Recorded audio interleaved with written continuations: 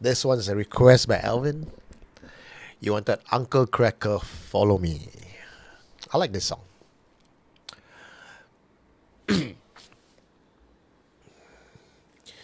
You don't know how you met me, you don't know why. You can't turn around and say goodbye. All you know is when I'm with you, I make you free. Swim through your veins like a fish in the sea. I'm singing, follow me and everything is alright. I'll be the one to tuck you in at night. And if you want to leave, I can guarantee you won't find nobody else like me. I'm not worried about the ring you wear, 'cause as long as no one knows, then nobody can care. You're feeling guilty and I'm well aware, but you don't look ashamed, and baby I'm not scared. I'm singing, follow me and everything is alright. I'll be the one that tuck you in at night. And if you want to leave, I can guarantee you won't find nobody else like me.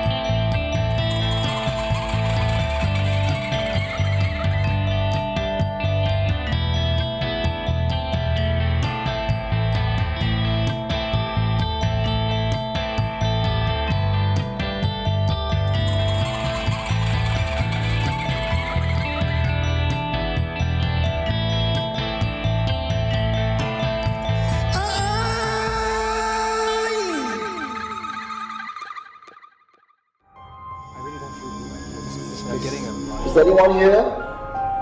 What did you find? You are listening to Supernatural Confessions. Hello, hello. I mean, with songs like with titles like Follow Me, there's so many different options. Some of you say, think of Sister Act. You know, I think of Follow Me, that's the first song I think of as well. I will follow him wherever he may go. No oceans or valley too deep, no mountain too high, it can give me away from his heart. I love him, and where you go, I'll follow. So, songs about follow me. Today is a theme about Not just any kind of ghost, but ghost that follows you. How scary is that? To me, that's the kind of haunting that is a slow burn. The kind that sips into your life and then takes over. Of course, if you talk about possession, that really is the cream of the crop. But possession is actually rare. It's not that often. However, when you see a possession, it's not something you can unsee. It's really quite a spectacle. Okay, so thank you everybody for joining me on this Friday night. Who was here first? Was it everyone? Laili, I'll get ready, people. Put on your seatbelt. I speak for everyone only. Everyone says I speak for everyone only. Well done, sir. Nicholas Huang Yong Jie as well. Hi, good evening, Eugene and everyone. Hello. Hi, Julian Fernandez. Oh, I got one just popped in. Samuel Yuan, sir. Tiao Wing for Eugene. Keep up the good work. And Samuel Yuan, thank you so much for organizing a movie outing yesterday. We had a small little get together. Samuel booked the entire cinema and we had a great time watching Superman. If you're not caught Superman, or you're not intending to catch Superman because of past bad reviews, I would like to say that I think finally DC has done it right, and kudos to James Gunn for coming over to really make this movie very accessible to audience. Probably you got some old DC folks who may not like it because they think it's a sellout, but personally I feel this particular Superman, despite not having Henry Cavill, it lives up to the hype. Okay. Gareth as well. Nice song sing by you, Eugene. Oh, thank you, Nicholas. Appreciate that.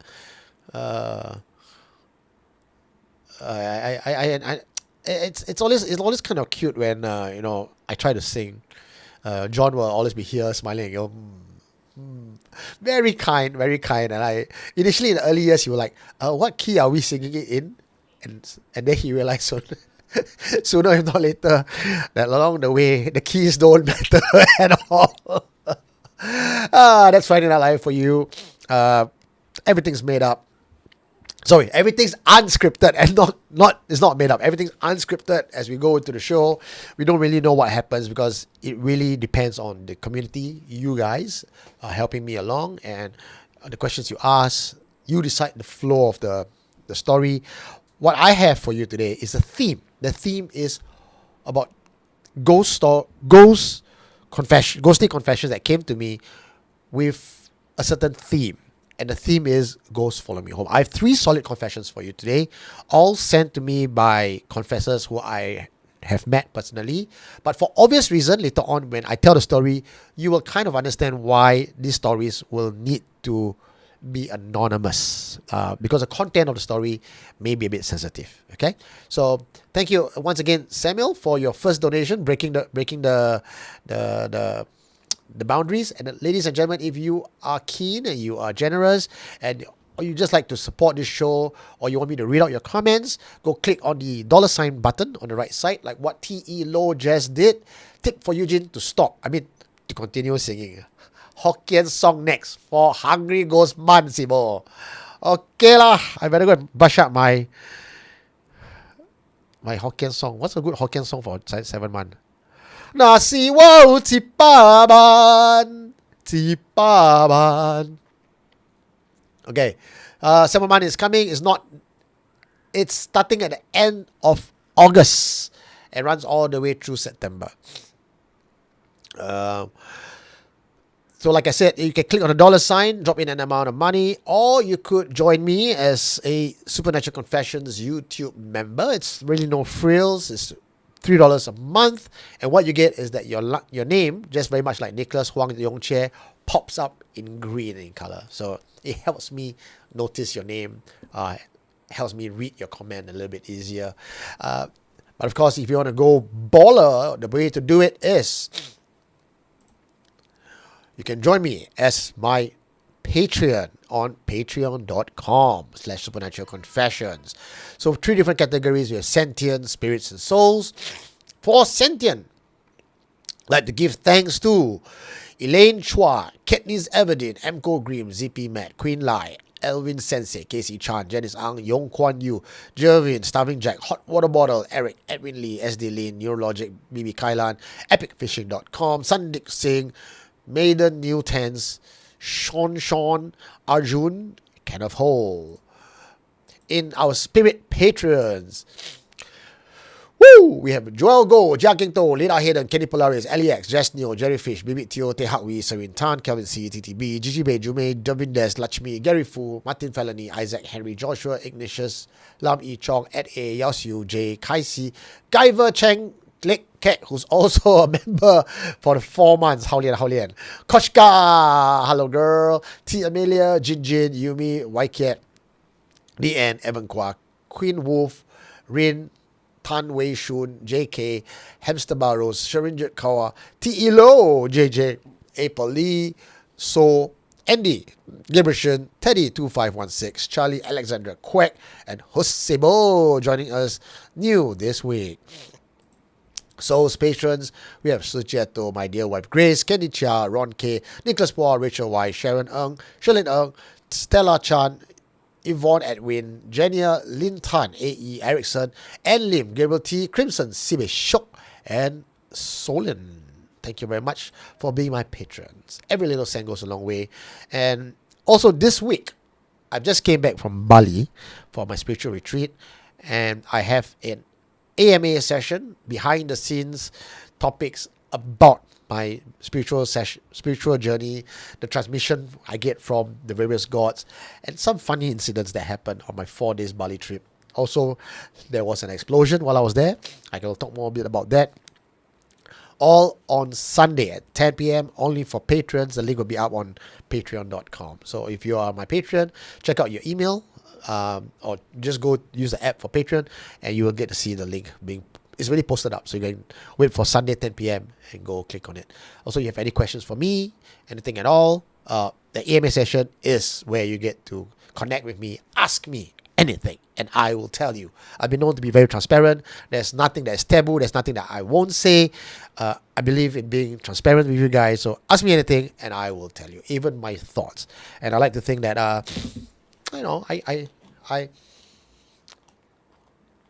even a sensitive situation like religion or stuff that people try to avoid, I will be as careful and as honest as I can be without being offensive. So feel free to ask me what you need.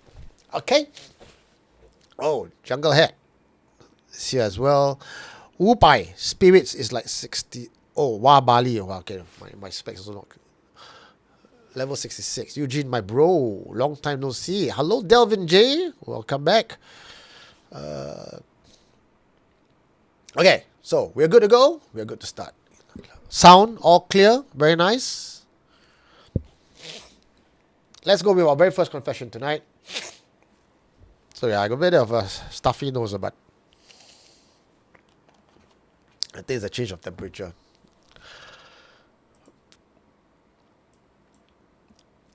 Three confessions tonight. All three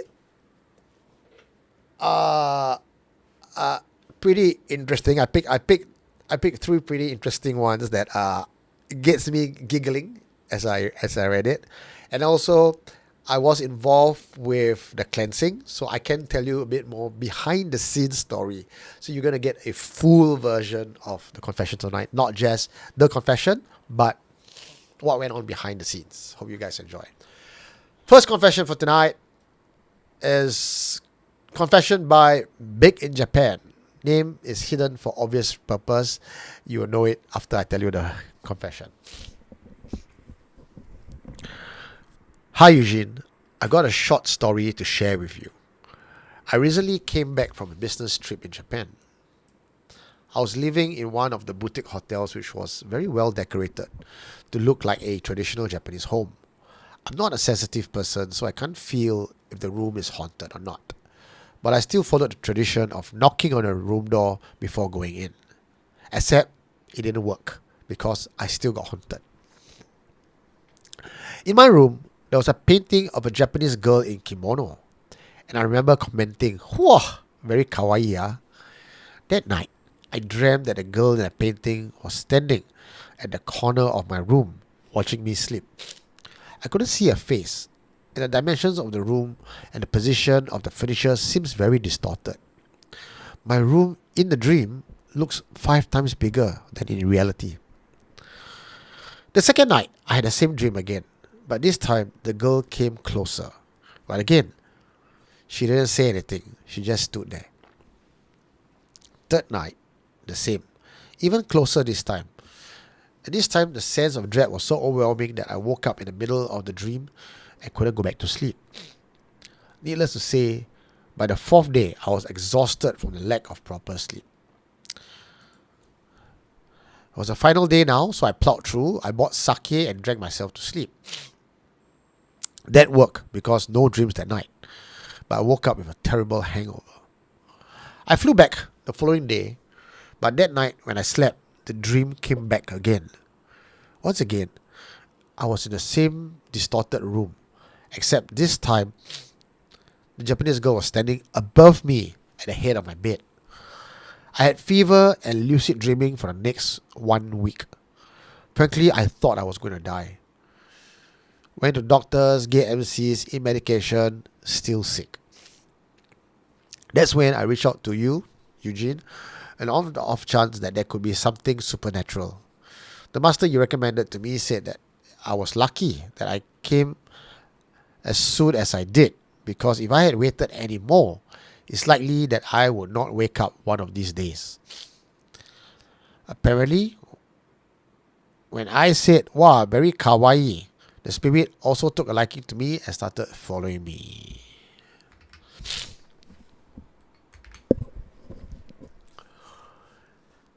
So what you guys think about this particular confession? Let me know in the comment section. Hello, Mark Shippo. Hello, Omniman, Michael Koo. She complimented you. You complimented her. She helped you get MC. You want upskirt to him. You mean you praise her, so she here to thank you now. Ghost marriage. Okay. There is a continuation to this particular story. What a romantic story. Yes, Sean. Okay, so here's the thing. After I introduced the master to this person to do the cleansing, the master told me, said, this is a very interesting case because what the spirit was doing was taking on the confessor's chi. And the way they deplete the chi so fast, it's not likely that it's just an attachment and the spirit is just draining him. This sounded very much like he has given the spirit permission to drain him. So of course I went back to him and I go like, is there part of the story that you have not told me lah? What really happened, you know? Is there anything that you missed out? I'm glad that, you know, you are cleansed now, but if you don't give me the full story, and if it comes back, I'm not sure how to help you. So, after he was quite embarrassed about it, and he said, actually, he and the spirits in the spirit realm, in the dream, they had sexual intercourse. And when he wake up the next morning, he would discover that he had wet dreams the night before, like, you know, a bit of a ejaculation patch lah. So that's not something that he had ever encountered since he hit puberty. So he was embarrassed to talk about it. But what triggered the drain was because he partake in it himself lah. He ichi bawa lah in the dream, and then he also go and raba main. Then when he came in real life, the spirit world takes and absorbs that energy from him as part of the payment. So yeah. So the next time you guys go anywhere, to any hotel, you see any statue, any painting, you don't go, wow, it's also chill. You go, worse still, I heard some cases, you go to cemetery. Go to cemetery, you walk along, you see the photo. Wow, this girl died so young. Ayo, such a waste. Try lah. The spirit like you, that's it, follow you back home. Moral of the story, according to Michael Koo, it says your sperm can feed hantu chi. For anyone listening in tonight, let me know what your take on this is. I think your sperm, man's sperm, has energy. That's why when you make love and you have a powerful ejaculation, if you and the woman, your partner, are very much in love, and your intercourse is so intense, when you both reach orgasm, you almost go into another realm. Yeah, very tantric-ish. So that's why in Tantra, you don't just let go of your sperm every time. And I think in TCM as well, they say, don't keep wanking off because you are depleting your chi and energy. So if we understand that the body has chi and sperm is how you would, ejaculation is how you would waste your energy or spend your energy, then it stands to reason that that could also be the same energy that spirits, the unseen world with no physical form, can feed on the energy. So perhaps that is where the crossover really is, from the physical to the unseen. Like succubus sucking away your chi. Yeah, pretty much. Need to release or else will kena prostate cancer. Yeah. Some animal. I was wondering, like, if sperm got chi, then if we come inside a small container, then can we sell it?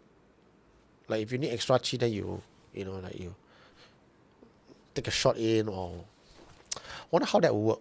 As a, you come inside a little amulet you wear around your neck. You can give it to your girlfriend. It could be a romantic gesture. What do y'all think? Tonight is so saucy. This is the only story that is saucy. The rest of them are not. Like cell cum. I don't know. Okay SC new merchandise, is it? Anybody wants? State price, come, like. Yeah, if you want to become a Taoist immortal, you must retain your essence. Sell on Carousel. Who was that who sold bath water? Move aside, man. We got new merchandise to sell, you guys. Yeah. Work out more so you get no mood. Workout. Look, when I work out, I will get more in the mood. Okay, my next can try to sell some song. You buy lah, atok. Okay, next one. Okay, as you notice, I try to use decent words, okay, to not sensationalize this story. Okay, next one. Next one that we have.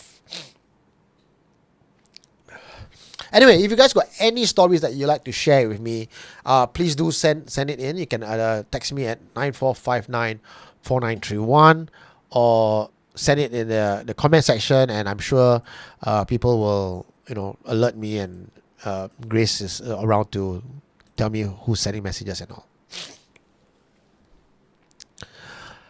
Okay. The next confession has got something to do with Bali, where I just came back from. So maybe before I go into the next confession, let me just tell you a bit about Bali. So I was there from Sunday 6 all the way to the 9th, right? So Friday night was Friday Night Live. Saturday I ran a tour in Changi. I finished my tour close to midnight, went back home, slept for a little bit, packed my bags, and by 5 a.m. I was up and out of the house to go to airport, to fly over. Now when we flew over, the entire purpose of going to Bali was to join this group of selected 7 people, myself included, and be part of a group that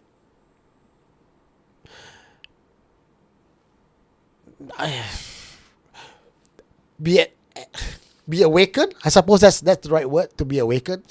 And I went there without any preconceived notion. I stayed in a place, and what turns out was that there were 6 rooms in the entire villa. And as part of the group of 7, I and Melvin are probably the only 2 who cannot see spirits. But as it turns out, one of my key ability is to exorcise spirits and to cleanse the place. Fighting spirits is my thing. So I'm not quite sure how to reconcile that. To fight, to cleanse, to go into battle with spirits, but I can't see.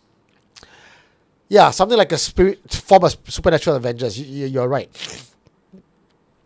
And they went around, because obviously there were mostly ladies there, and I said, oh, you guys go and pick the rooms you want first, and the leftover rooms I'll take lah.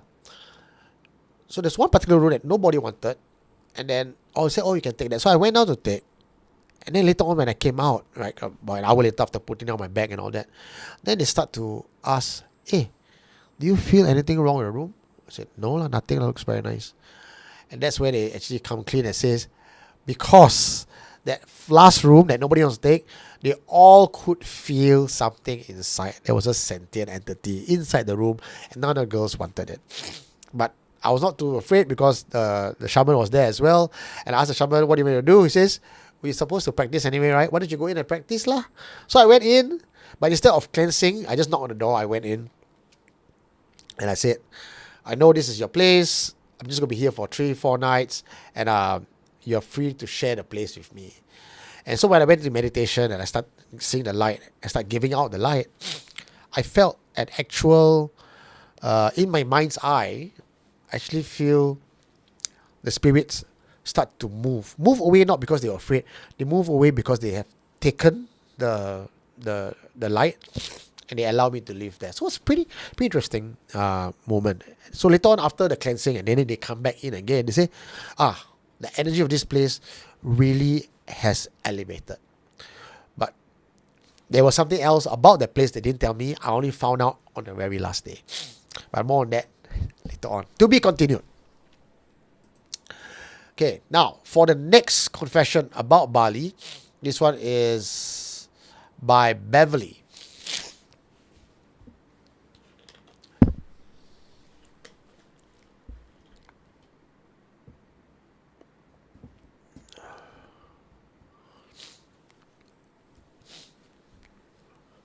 I was in Bali for a vacation after a bad breakup, hoping to find myself. My boyfriend and I had been together for nearly 7 years, and we are just at different stages of our lives, and for me, I couldn't see a future with him. But for him, he couldn't let go and kept blaming me for the breakup. At first, I felt really sorry for him and tried to cushion it, but it was one of those situations that wouldn't get resolved unless someone ripped off the band-aid. And unfortunately for me, I had to be the man in the relationship, as it was getting more and more clear to me that my ex couldn't handle the breakup well, and my involvement only served to cause more pain. He needed to find himself, as do I. So I decided to take a week-long vacation to Bali and live off the grid for a while. No incessant missed calls and barrage of messages. I went from Kuta to Ubud and anywhere in between. The first few days were tough. I didn't have any mood to be a tourist and pretty much just stayed indoors. But by day 3, I forced myself to go out and explore.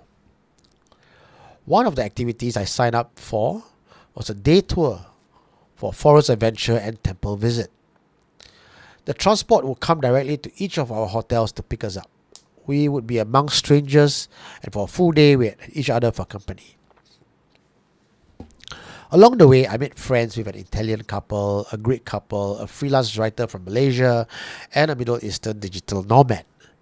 It was clear midway through the vacation that the Middle Eastern man was hitting on me.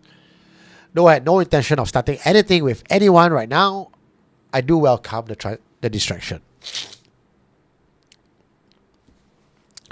There was a bit of harmless flirting that went on the whole day, but near the end of the trip, he had a turn of mood and suddenly went cold on me. I ignored it at first because I had no bandwidth for another drama, but still, I was polite enough to say my goodbyes as he was getting off his stop. He responded to everyone with a hug, but when it came to me, he just waved and left without eye contact. Now, I would be lying if I said it didn't affect me. I wasn't looking for a relationship, mind you, but a sudden change in behavior certainly did smart for me. But fuck it lah, I'm so done with men. Ugh. One by one, the other passengers got off, and I was the only one left in the van. It was already 7ish in the evening, and the sky was already dark. The driver, a friendly local chap, started chatting me up. You and your boyfriend fight ah? Don't worry, Later makeup, all will be okay. He laughed. I gave him a patronizing smile. He's not my boyfriend, I replied. Ah, he replied as he looked at me from the rear view mirror. We rode the rest of the way in silence. When I reached my stop, the van door opened. The driver said, "Don't fight already, okay? Wish you two all the best." And then he drove off. That night, I had a very restless sleep. I kept on thinking of my ex, and sometime during the night, just as I was close to falling asleep, I could smell his scent and felt him holding me from the back, spooning me. I contemplated turning on my Singapore line and perhaps texting him, but eventually I kept my resolute and fell asleep sometime around dawn. I woke up much later that morning and rushing to pack my bags to check out as I was hopping to another location that day. When I checked out, the concierge greeted me with, "Have a good day, sir. Have a good day, ma'am." At that time, I really didn't read much into it. It was only much later when I arrived at my next destination, at my hotel, that I noticed there were bruises around my neck. I had no idea how they got there. That night, I had the weirdest dream. I dreamt that my ex was in my room. And for just one evening, it was as if we were back in our happy times. The next morning, I found more bruises on my chest and on my thighs. The dream has left my heart aching and my heart yearning for him. In a moment of weakness, I turned on my phone with the Singapore line and immediately got blasted with a barrage of messages. Needless to say, the one that has the highest unread messages was from my ex. And I scrolled down past all the messages until I saw one from my parents with part of the text that was visible that says urgent. I opened that message first to read and found out that my ex had came to my house after not being able to contact me and harassed my parents. They told him that I was away and he just lost it. Eventually, they managed to convince him to head home. The next day, they found out that he had taken his own life around evening time 2 days ago. 2 days from the time that I read this message. I didn't tell anyone that I had dreams of my ex visiting me and that this dream went on for quite some time, almost 4 coming to 5 years. Eventually, I managed to sever ties with him for good. If you ask me why it took so long to do something, I don't have an explanation for you. A large part of it is guilt, I suppose. Guilt that I caused him to take his life. Maybe I felt that since I can't be there for him when he was alive, I can make up for him by being there in the afterlife. During that time, when I was still with my ex, the ghost of my ex, I couldn't form any relationship with any guys. At most, I got 1 or 2 dates and then suddenly the guys would just ghost me. Now, after severing the ties and cleansing and getting him to move on to the other side, I met someone new and then giving myself a chance to love again. I didn't tell my current boyfriend this story, so please help me hide my name. Alright. Wow, what did someone assume? I see, wow, all this blue color icon. What did I miss? Oh, thank you, Ernest Doe. Lame joke. How women know men have high sperm count? She need to chew before swallowing.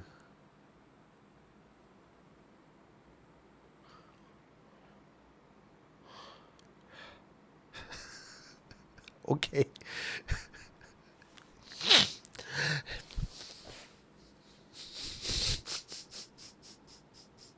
Okay, Ernest.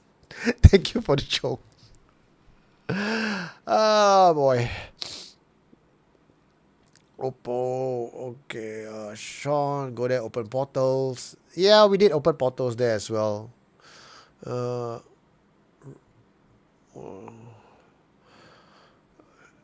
Bali curse. Oh, Bali curse.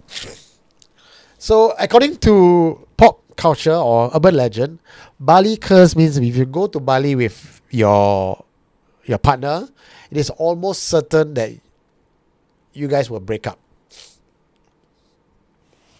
Yeah. Just got off the road. Delvin J says, anyways, from the earlier story about sperm, there is a scientific backing on that. What was its name as chi is probably referring to energy produced by mitochondrial activity. Isn't mitochondrial the stuff that is found in Star Wars? The Force? Who got cheated on? Elijah, what happened? Who cheated on you? Sean Chong says black magic, Lilian, but this one not black magic.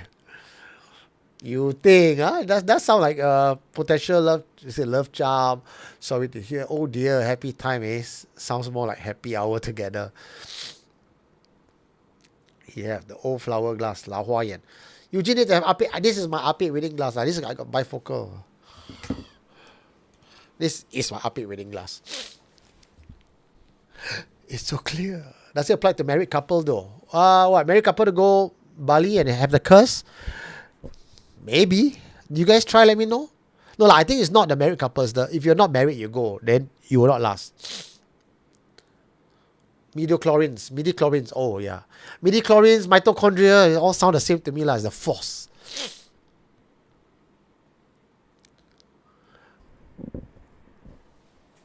Eugene confused mitochondria with mitochlorian. It sounds alike, right? Okay, clearly not a Star Wars fan. To me, Star Wars is only episode 1, 2, 3, 4, 5, 6 tops. Actually, 4, 5, 6 to me is Star Wars. 1, 2, 3, still bearable. Anything beyond that is just rubbish. Especially with their whole go work agenda right now. It's just so difficult to watch Star Wars and love Star Wars the way I remember it. Oh, Derek says, the Middle Eastern man and a van driver can see her ex-boyfriend's spirit. We don't know, Derek, we don't know. But I think from from just the confession alone, I don't know whether the driver can see the boyfriend and is referring to the ghost of a boyfriend in the van with her and saying, I hope you two are not fighting. It sounds to me that way that the driver could see. But asking Beverly, he says that she can't tell whether is it referring to the Middle Eastern guy or not. So I'm 50-50 on that.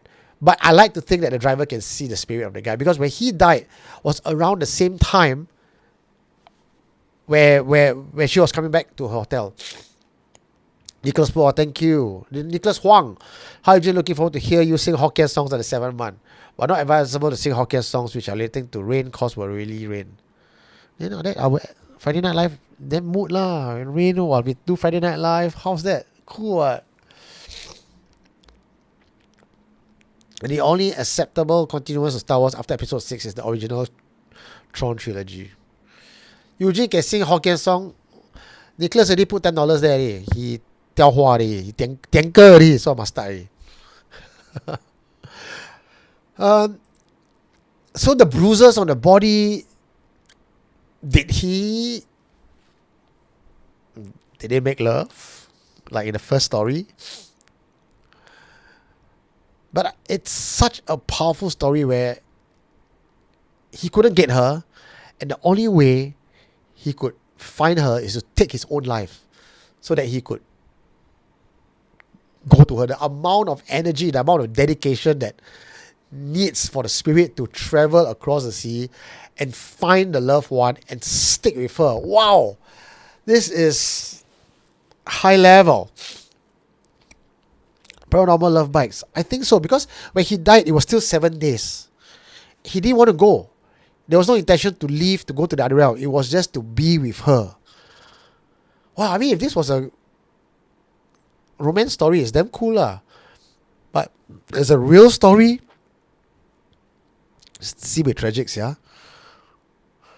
The ex-boyfriend like BDSM. That's why bruises. Maybe. Beverly didn't say. Yeah, wow, so extreme. Don't do that lah for love. I mean, I definitely do not recommend or encourage anyone to take their lives for love. But at the same time, love is such a powerful it's such a powerful emotion that makes people do really crazy things. So saying not to do something stupid doesn't really work. We've all been in love at one point in time. How many stupid things we did when we were in love, only to be totally clear about the stupidity of our actions after the fact that we are broken up and became clear. But when we were in it, we couldn't see. We named today's theme to spirits that follow you romantically. Okay, the last confession is not romantic. Okay, so but then again, it must be a reason why a spirit will follow you. If it's for darker reason, and again, if it was something that's black magic, I would save that for a black magic episode. But this one is more of the spirit following you, just sticking to you because A, you give permission, like in the first confession, or B, in this case, they just couldn't let go. But I'm glad all wells end wells. Beverly managed to sever the ties with the spirit. She actually went to visit the Tuaji Ape and did a proper ceremony to get him to cross over and saying that enough is enough, move over. And I don't know what promise was made because that was not said, but I got a sense, this is just my intuition tell me, I got a feeling Beverly is the kind of person that may be too soft-hearted to say no, and she may have made a promise to the spirit of the ex for something that he can agree with, and that's why he moved on. I do not see from a spiritual and logical angle why the spirit of the ex would just move on. He died to stick himself to you, and 5 years later, 4 years later, he said, okay, I'm done, I'm going to move on. I think there's more to that story that was not talked about. Now, I don't have the facts, but I'm just going to hypothesize. No lah, I didn't say Beverly is a fake name lah, it's not her real name. I'm not so come gong lah, go and review people's name. It's not, okay, it's not her real name. Yes, Salim, thank you very much, sir. I think there's a ghost following me, being good. Now, you finally got a follower. So poor thing. Oh boy.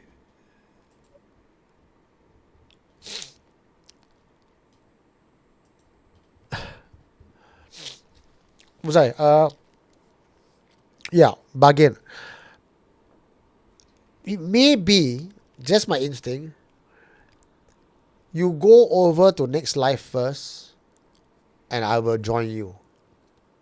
I will join you the next life, or something to that effect.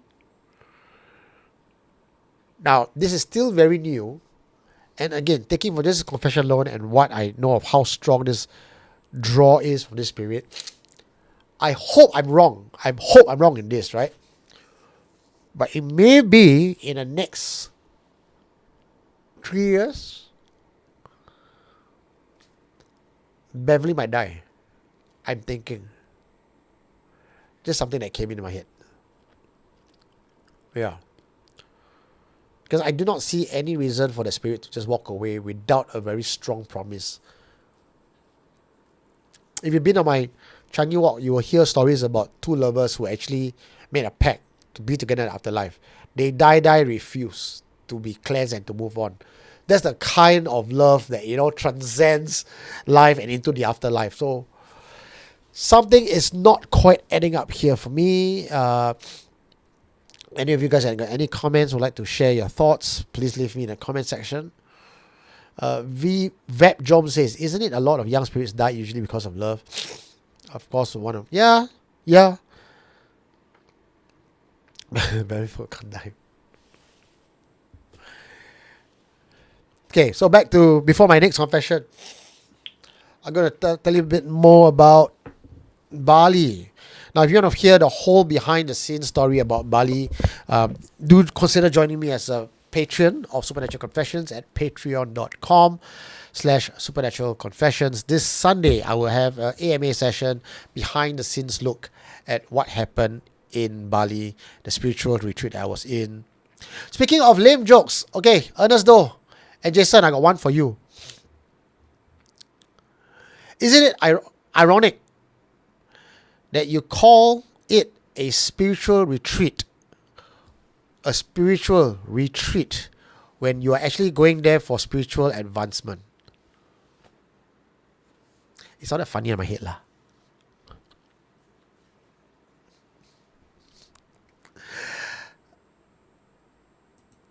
So this was something that we did in Bali.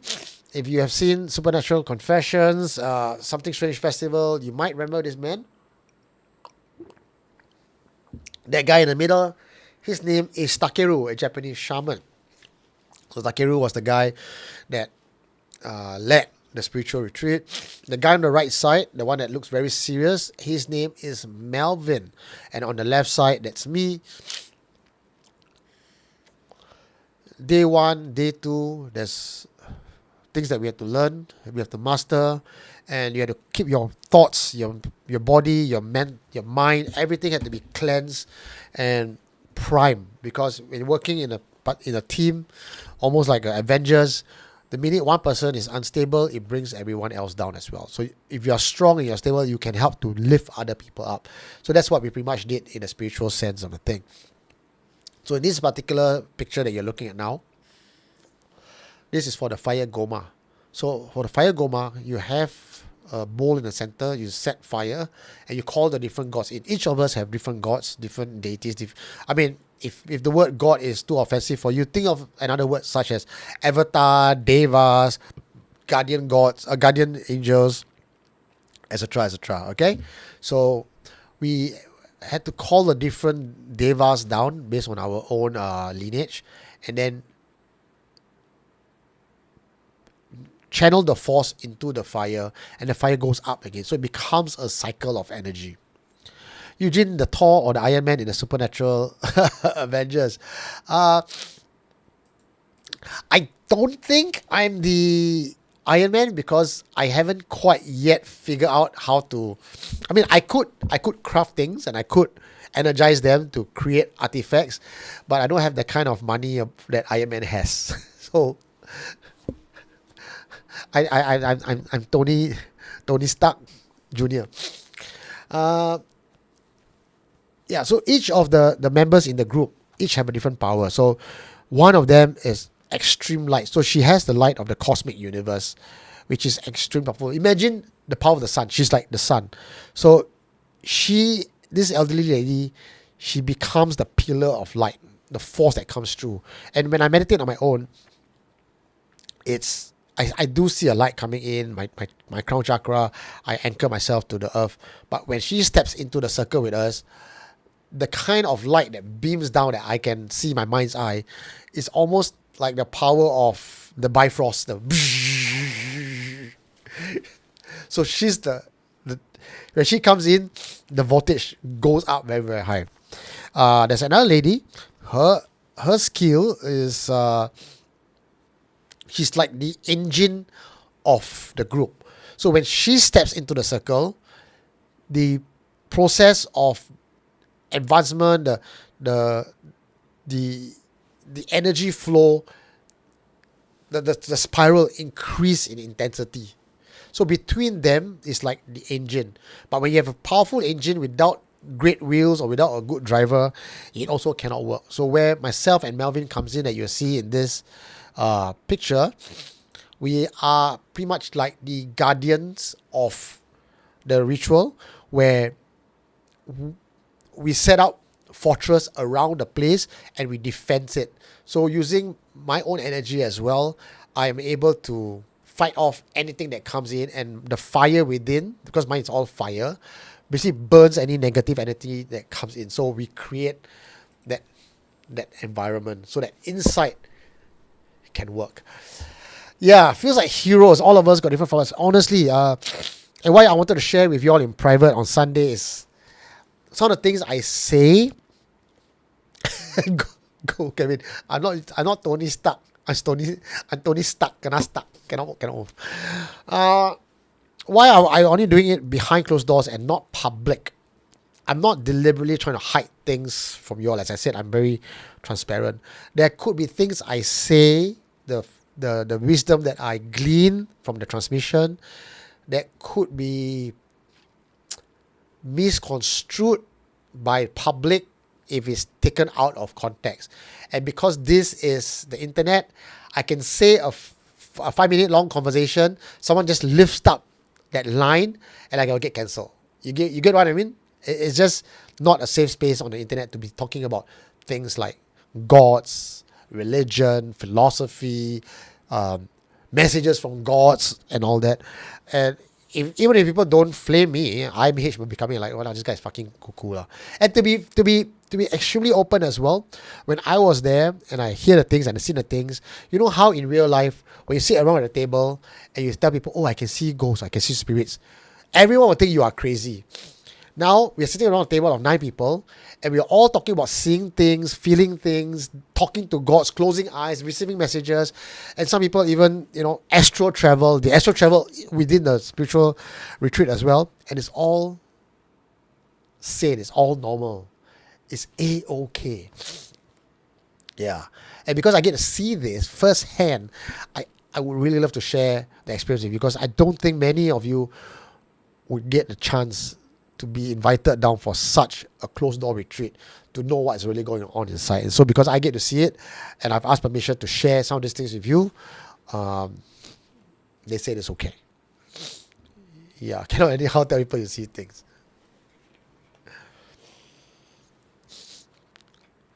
Eugene is the goats, yeah. Spiritual bouncer. Guardians. Pew pew. Any of your group is a Death Star laser? Yeah lah, the one I told you, the sunbeam, the lady with the power of the sun. If she directs her power, she can really do a lot of damage or good to it. But because of her such high level, she don't deal with earth style. For me, I'm more grounded on earth. I deal with the earth, the spiritual mission on earth. So you can almost imagine like when you go to temple, you say, oh, Buddha is too high up, right? Then you go to underworld gods, or they go to Topekong and everything. They are a bit more closer to earth to work with you. That's how it's like. But anyway, more on that on Sunday, as I tell you all. Chris Lim says, know exactly how you feel, and the more you talk openly about it, the energy goes around more and sharpens everyone's senses, right? Yep. Exactly that. I hear people with third eye and or can sense things do get sick easily. They are a bit more... So the more powerful you are, the more vulnerable you are. That's something I realize. If you have such a high level power, you're vulnerable as well. So everything in life is a balance. It's a balance. So it's not about just because I min-max in one area, it's perfectly okay. In the spiritual realm, min-maxing will cause you a lot of problem. Unless you are in a team constantly looking out for each other. But that's also not the perfect solution to work in a team constantly, because that means you're on your own, you can't do anything. Vulnerable anarchy, yeah, always kena attack. And the more powerful you are, just imagine, right, in a world where there's angels and demons and gods and devils, if you are so powerful that you are talking to godly level, wouldn't the other side try to get you to trip and fall from grace? And that would mean that their side gets a point. So it's like a game, right, between two sides, and we humans are the pawn pieces in between. Paris Maitreya says, oh, Sunday, what's happening? Sunday, I'm doing a AMA session for Patreons at 10 p.m. So if you are a patron, Paris, you are a patron, right? Just go to patreon.com/supernatural confessions. The link is there. Click on it. Sunday, 10 p.m. I'll give you the behind the scenes stuff. Okay.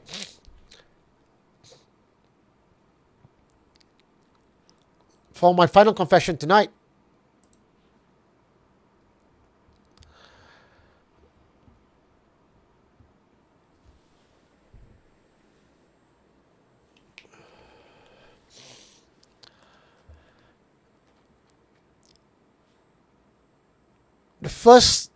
we first noticed something was amiss when my mother would yell at us for messing up the house when we got back.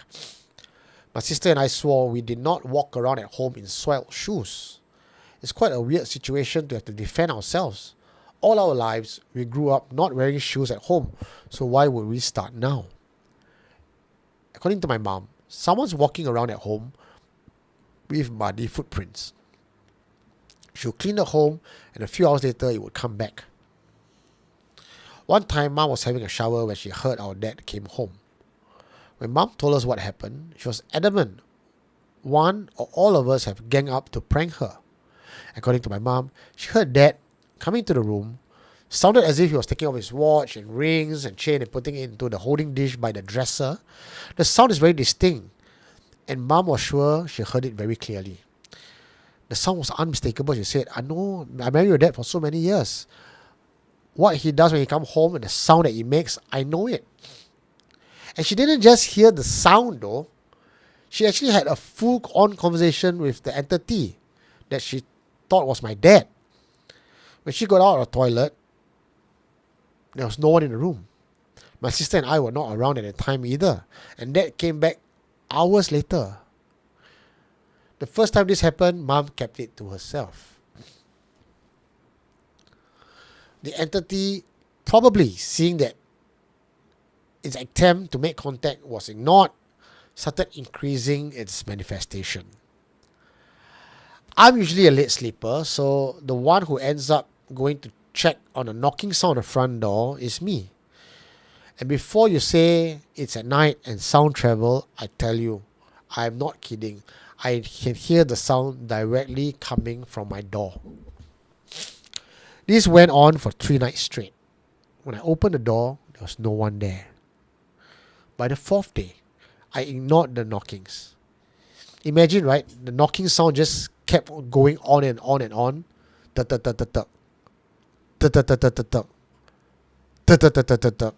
So to shut out the noise, I closed my room door. Next. Fuck me. I tell you this, my goosebumps are all standing up right now.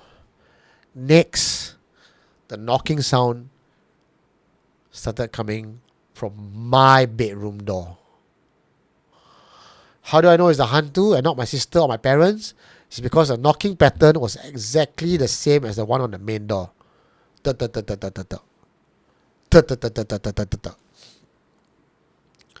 And just to be sure, I got down on all fours and slowly looked under the door.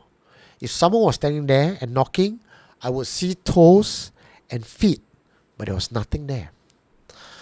So I don't know how to pray because my family wasn't religious, so I just hopped in bed, lights all still on, and pulled the blanket over me and kept repeating under my breath, please leave me alone, please leave me alone, please leave me alone. I must have fallen asleep. Not even sure when I was knocked out, but when I regained consciousness, it was already morning. I remember it was Sunday the next day, because everyone was home that morning when I woke up. First thing over breakfast table, I just blurted everything out. The knocking sound should have been loud enough for the sound to be heard through my parents' and sister's bedroom, but no one heard anything. And so, having gotten a call from this confessor, I sent someone down to go and check it out. And we went down to the house to communicate with the spirit. According to what we found out, having communicated with the spirit, the entity followed the family back and decided to stay the family. Back from where we do not know, but we have since cleansed the house and sent it back to Indonesia. Which part we do not know, but it's an Indonesian spirit from Java probably. So according to the family, they have no idea how it got there. They do not recall accepting any items, brought any items back, bought anything, or even traveled to Indonesia during this time. So for me, it was one of the strangest events. I have no idea what we are dealing with and how the spirit came to that place. No one knew. Yep. Let me know in the comment section what you think about this particular confession and how we're going to dissect this. What are your thoughts?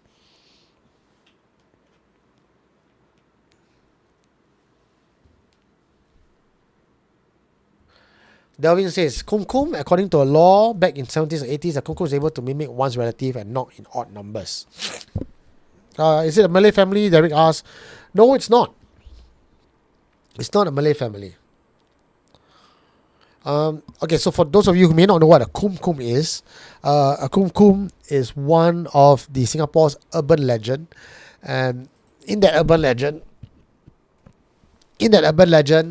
apparently there's this entity called the kum kum, a Malay woman in Tudong, who will go around houses back in the 80s when people just moved from kampong to HDB, and she'll knock on the door and say kum kum. And why she says kum kum? Because she want to say salam alaikum, but she cannot say salam alaikum, so she can only say kum kum. And apparently she does knock on the door, and when you let her in, she wreaks havoc. So according to Delvin as well, he says, get this, kum kum has Indonesian origins. So you may be right. Maybe what we are dealing with is a kum kum. So maybe no one brought any artifacts back, but could it be that someone opened the door and let it in for the first time? And that's how the kum kum got stuck in the house. If this is what it is, and Devin, if you are right, then perhaps this could be one of the most modern kum kum sightings that we have. Ernest Doe says Nenek Keropok. Now, Nenek Keropok is another urban legend similar to Hantu Kum Kum, but it's not quite the same. What Nenek Keropok does is it goes around from door to door selling keropok. And if you don't buy her keropok, she will ask you for a glass of water. It's like, oh, Nenek thirsty. Can you give me a glass of water? And when you pass her the glass of water, she will touch your finger. And according to urban legend, there are different outcomes that come out of it, a different variation to the story. Atok Kyong says, I will never ask for third eye. It's not some superhero thing that we can see from the Ghost Whisperer. Okay, so we're talking about third eye now, right? There's many spiritual practitioners with no third eye. It is not the most common things like what people say, oh, I got third eye, I can see ghosts. It's not really like that. Kum Kum, K-U-M, K-U-M. Sharon? Yeah, K-U-M, K-U-M. How to open third eye? Okay, since you asked that question, I will talk about it for a bit. The third eye is what is also known as the pineal gland. And it is believed that your pineal gland, the little dot here between your eyebrows, when it gets activated, you are able to connect to a different realm. So it's not so much a third eye where the eye opens up here and then you can see ghosts like a radar. Think of it as a antenna that allows you to tap on a different frequency. Like your radio is your antenna. You can go and change channel, you receive frequency, same thing. Because the unseen world is not physical and tangible like you can see your eyes.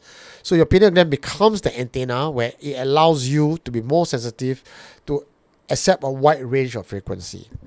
Third eye comes in many different forms. Most of you know the third eye as I see ghosts, I see dead people. That's not all the third eye there is. There are other variations of an active pineal gland. For example, if you are highly intuitive, meaning you keep getting things right, you keep guessing things right, and you don't know why you get this information. You get a download. That is also because of the active pineal gland, and you get messages and downloads from a different plane, and then you don't know what it is because it's very subtle. You just say, I guess. I'm just good at guessing. I just have intuition. Oh, I have empathy. Or some people who are very creative, and it is said, I'm not sure how true this is, but it's said that the makers of Simpsons, actually, they are able to foretell the future. They have powers of premonition. And that's why Simpsons is able to create content that seems to mimic life.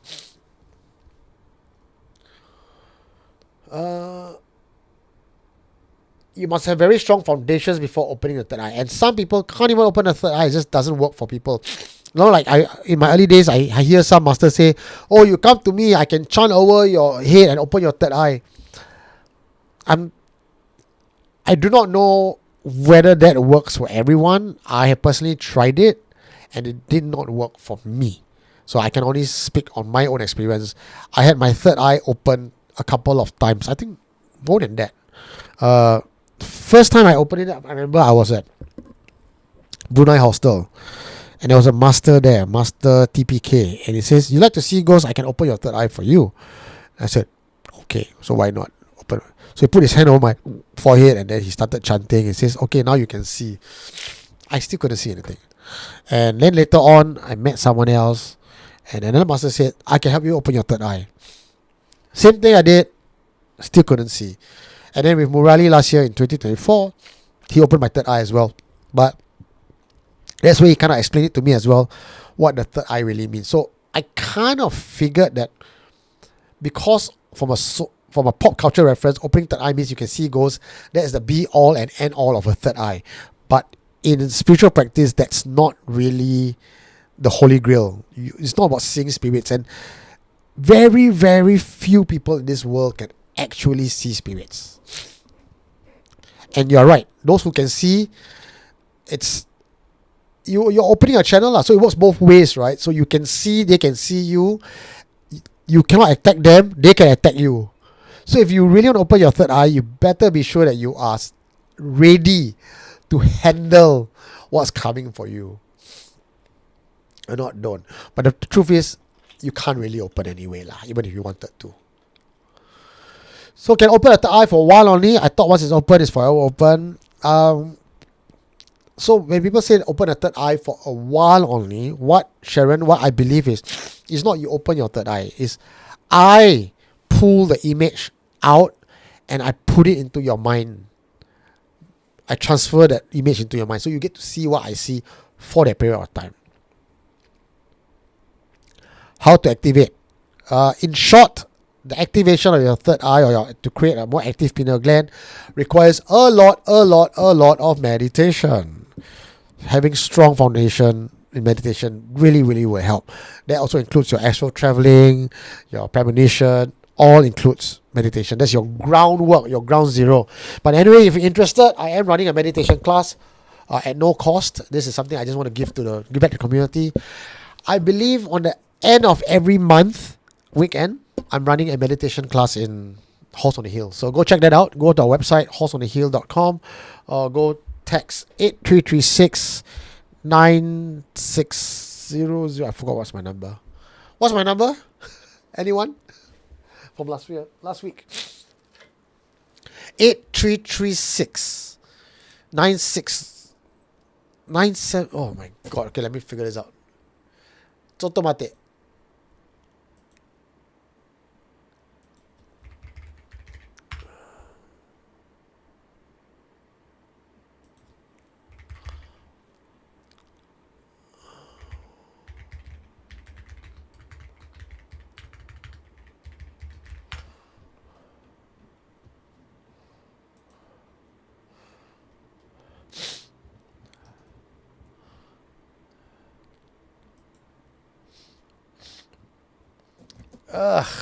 Where's the number?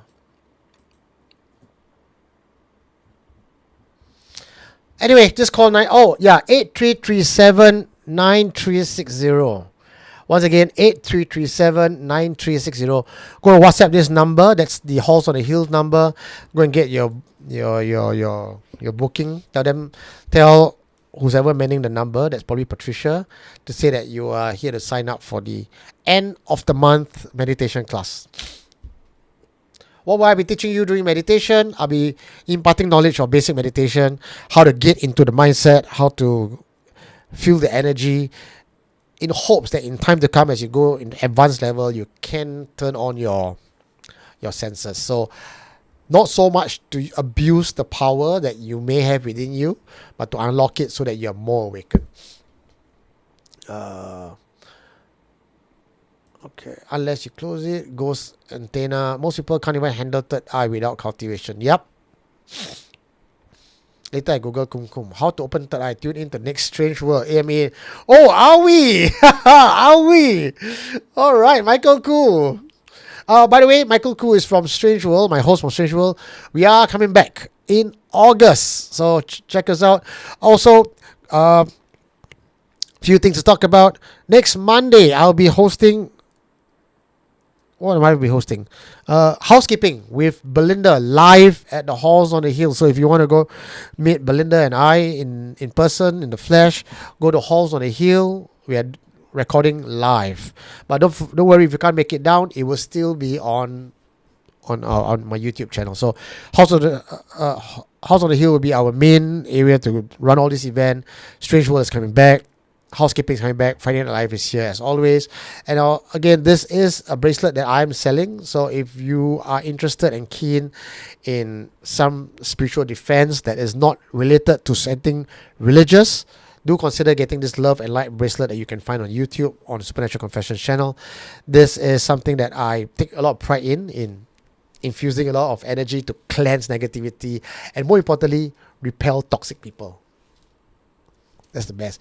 And this little thing here, this is the root of the Bodhi tree. And the longer you wear, the more you wear this, you'll find that the color of this Bodhi tree beads will actually change. Some people who bought this actually texted me and says, theirs had red lines inside. If you have red lines inside, it's extremely, extremely good. So, congratulations. Sean asks, do you own the House on the Hill now? Yes, I do own it, but I am also accountable to my investors and my business partners who are supporting that business. It's okay, I can't remember in hand my new house number. Hi Eugene, hello Tiny Tater Tot. Imagine you can see Leo, then you need to shit really bad, but you can see spirit floating around. So I got this girl who can see spirits as in having a third eye. And she says her boyfriend likes to drive to all the deserted places for makeout session. And it's very distracting because she can see things outside the window looking at them. So unless you're a voyeur, that could be something you might want to avoid. Even the dead don't realize that they are dead, and that makes it hard for them to cross over. Atok Kyong, you might be right on that. That's why funeral ritual sometimes does help in helping the spirit understand what it has become and then cross over. Doro the effect. Doroth effect. I remember a Kumkum story while living at International Plaza in the early 90s. She appeared in the ladies' toilet as the Mee Siam auntie and warned me not to go there alone. Doro, can you text me your story? I'll be interested to know what's this Kumkum meets Mee Siam auntie. 7-month dinner law. There is a special event for 7 months. I'll be putting up obviously I'll be traveling around doing documentary about 7 months, interviewing people. This year I get invited down to Malaysia as well, meeting up with some association to talk about 7 months, the origin of 7 months. But more than that, I'm actually putting up an exhibition in the Halls on the Hill. Please feel free to come down and take a look. Donations are very, very well accepted. To talk about what I discovered about 7 months and some of the teachings, some of the practices that you no longer see in today's day and age when it comes to 7 months. Those of you who are Gen Xers or maybe boomers will remember when we are growing up, downstairs under the 5-foot way at the white deck, it'd be full of candles and incense, and people would throw paper and people would fly down. It was a beautiful sight, depending on whether you like the smell or not lah. But you don't get that anymore these days. Throwing paper like that is considered littering. And one of the other things I miss is having that ke tai in your neighborhood. When they will sing Chinese songs, they will talk chang, and the front row of the stage will always be kept empty. Why? That's tradition. The front row chairs is meant for the spirits. So, according to Waikid, who told me about a particular story that took place somewhere in Chinatown, the front row of the cinema is kept for spirits. And if you dare to sit down in front, many people have tried and they were rudely pushed off the chair. Cinema eventually decided not to let people test this out anymore or to offend the spirit. They put a metal bar across the chair so that the chair cannot come down. It's just stuck. But what's more interesting than that is on every chair there is a talisman. Any of you remember that story from or remember that sight from Chinatown? Let me know, because I don't remember that. I'm not a Chinatown boy. Hardcore warrior. Question is, what else they do while watching the warrior? Spiritual wanking. Then you get the spiritual ectoplasm. Tried to close 3 times already, cannot work. John say, yeah. John, you want to let him know what you tried to close it, and did you even help at all? And if not, John, what can you see? We don't know what you can see because you are the one with the third eye. Kum Siam crossover. Kum versus Keropok Lady. Let's debate. What do you want to debate about? Is this like a Jason versus Freddy? Maybe it depends on the master of your third eye. It's not meant to be closed. Carl said his third eye got closed no problem when he was younger. Chris says, have you met a person who during sharing session will always invite spirits and other worldly entity? Huh? Have you met a person whom during sharing sessions, like a confession I suppose, will always invite spirits and other worldly entities? I have been into houses of people that are sensitive to spirits, and I have felt there are spirits inside the house or around them, but I don't know if they actually summon the spirits to be part of that conversation.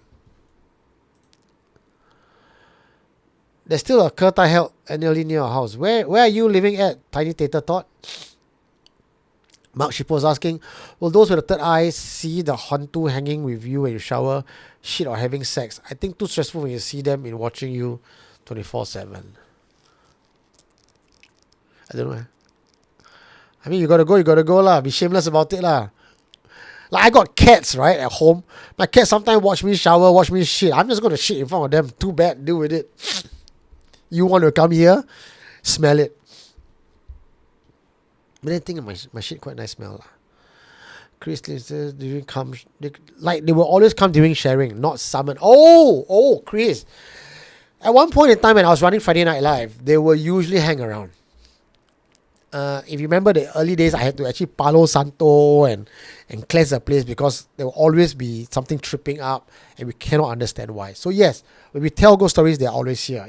I think my entire house probably got good spirits just hanging around, and based on what I know, based on the conversation that I had, the communication I had, and this was also validated by a few masters that I spoke with, the spirits are happy with me and us running Supernatural Confessions. They like their story told, and they like it that we are telling the different versions of a ghost story and not just going in to give you a quick scare and giving them a bad name. Talon Bong. Well, we're almost done already. Almost done with the show. Atok Kyong says, never look in the mirror too often as the jinns will love it and possess you. That's the first time I'm hearing it, Atok Kyong. Never hear it before. Jinns will possess you because you love looking yourself in the mirror? Then the dancers, all them got to dance in front of the mirror. Makeup artists, how? All cannot possess lah. I think that one needs a bit more research. I don't know. I'm not leaning towards that, Atok Kyong.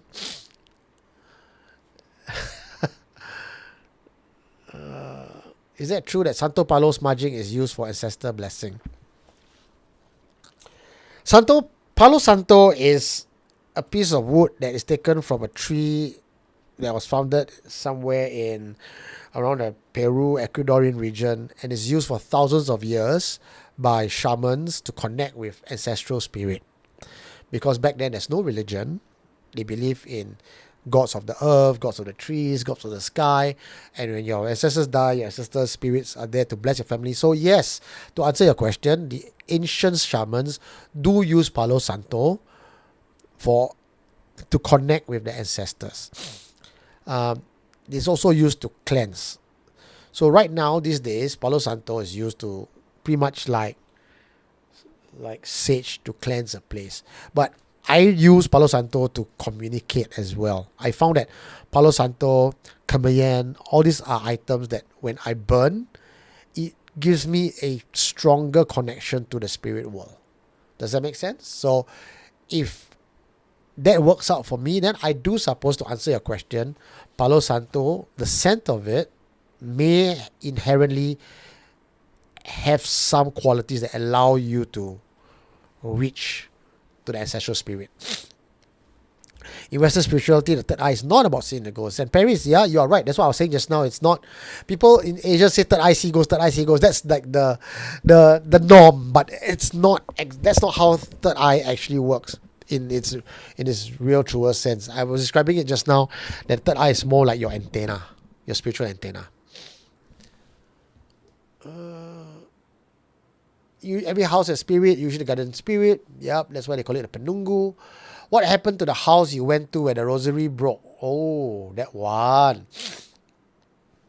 I covered that story many times already. Okay, Angie Shu. Anyway, just for your own benefit, a bit of a cliff notes. That house was in Tampines, and I was called in many years ago. I think this was easily 10 years ago. I went down, and the family said, "Oh, my house is haunted. Can you please check?" I went to check, and turns out it was haunted. How do I know it's haunted? Because Mother Mary fell off the altar when I asked the spirit to show itself. Second time I asked it to confirm again to show itself. The rosary beads flew off the altar, landed on the table, slide down to the floor. That was something that science cannot explain. I had no way to explain that in a logical manner. So, long story short, we found out what was haunting the place and why we cannot cleanse it and how to actually solve it. But it's not something I can do anything. So told the culprit in the house what to do. I didn't pauto the guy. I didn't snitch on the person who called the spirit into the house. But I was invited to go down to their house again for Chinese New Year dinner 2 years after that. And the boy is still alive. So I suppose it worked out well.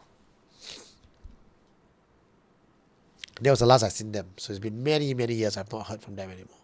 Don't even have their number also. This is the other thing I want to let you guys know. I don't have a habit of keeping in touch with my confessors or the people whose house I help to clean. And there's a good reason for that. It's not about being detached and obnoxious on purpose. It's when you put yourself too close to a problem. And when you can't solve, it takes a big chunk out of me because of the person I am. I need to complete something when I start, or I need to help someone to the very end. And when I can't, it just eats at me.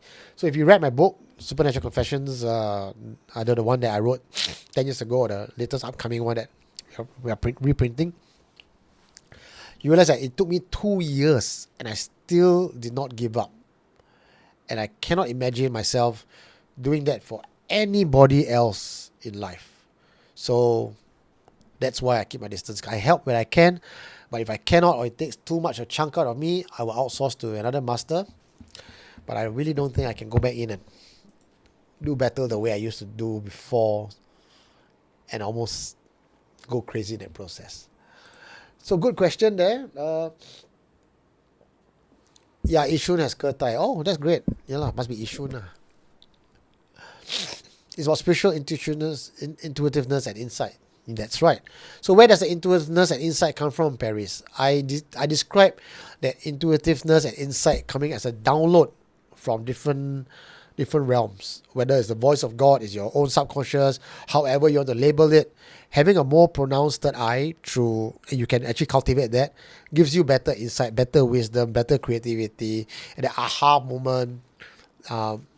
All that comes with a more pronounced active pineal gland.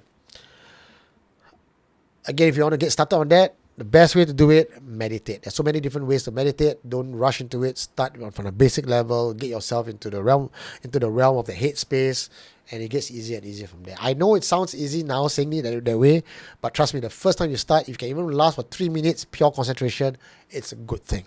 Eventually, you'll run for half an hour. And like Melvin, now, the last time I meditated with him, it was only half an hour. He goes like, has it only been half an hour? Because he could go on further. But when I first started with him early this year, February, he was like 5 minutes already, his eyes was opening up, he was looking around. So it takes practice. Just like gym, it takes practice. Delvin J says, how I regard spirits now is that they are human who were once flesh and blood and is now a spirit. Still human, but in intangible mode. But years ago, I used to see them as hostile existence. Delvin, exactly. Exactly. That's exactly how I see them now as well. I used to be scared of them. I used to want to fight them. It's me versus you. But now I see spirits as just another form. They're just in another form. Lah. There's good spirits, there's bad spirits, there's evil spirits, there's selfish spirits. Just like human, you and I. We have different layers. None of us are purely good or purely evil anymore. We have some negative streak, some imperfection, but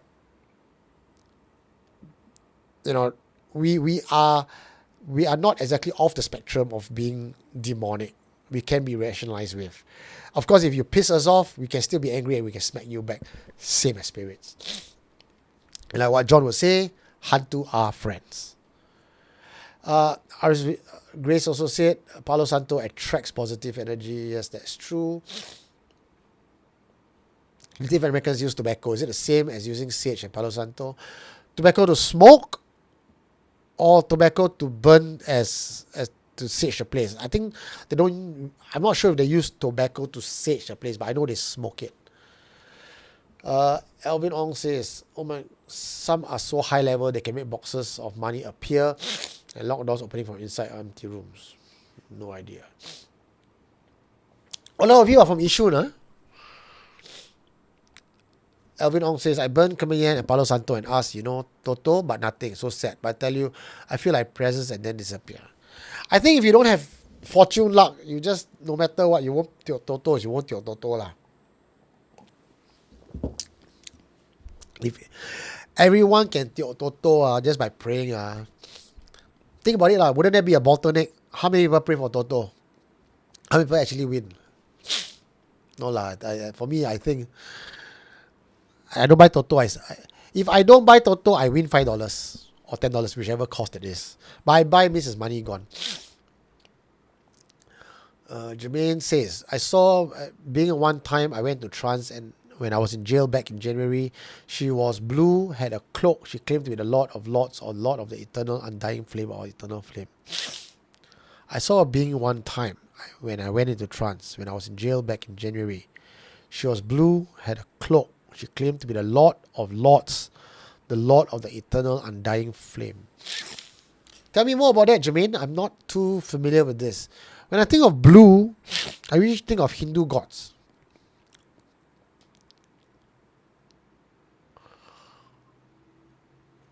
Tashidiki says, I want to close my third eye. People want to open their third eye. You see, grass always greener on the other side.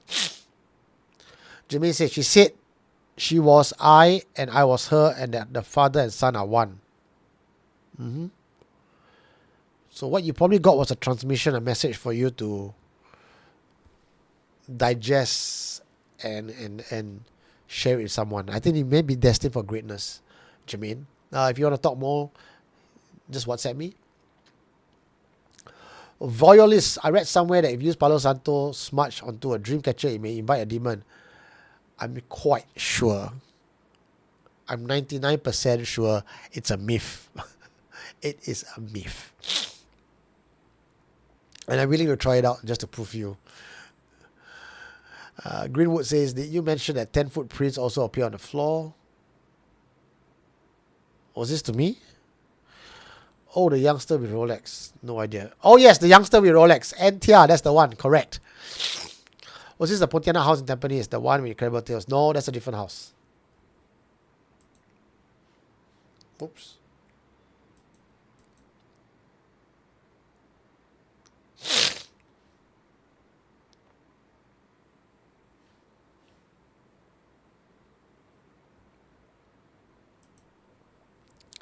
Did I disappear for a while? I'm not sure. Anyway, it's only 11:30. I'm going to say goodbye. Thank you so much for joining me here today. I probably missed out a lot of your messages. I couldn't get to read everything, but thank you so much. No, Wild Child, I do not collect Thai amulets. I have some Thai amulets, but I'm not a collector of Thai amulets. Once again, go check it out. I'm running. If you guys are interested to get a booth at the House on the Hill, every end of the month, we are supporting young entrepreneurs who are selling things. And if you find that outside booths are too expensive for you to even cover cost, come down to House on the Hill. I think we are charging extremely low for you to get your booth up. and we're bringing footfall to you. Also, if you're interested in the Love and Light bracelet, this is something I'm really proud of. I really fix it up myself, meditate over it, and I bless it before giving it to you.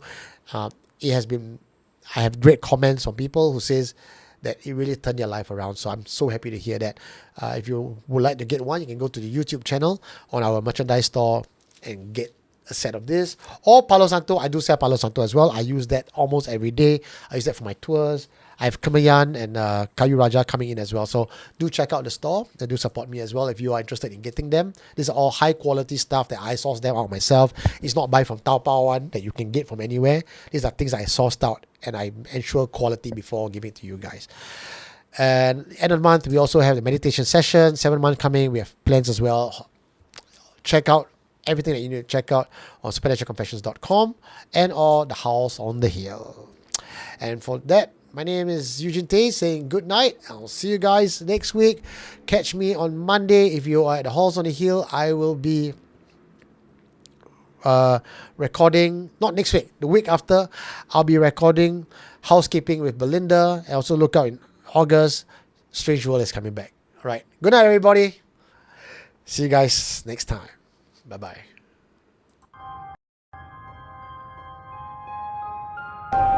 What did you find? You are listening to Supernatural Confessions.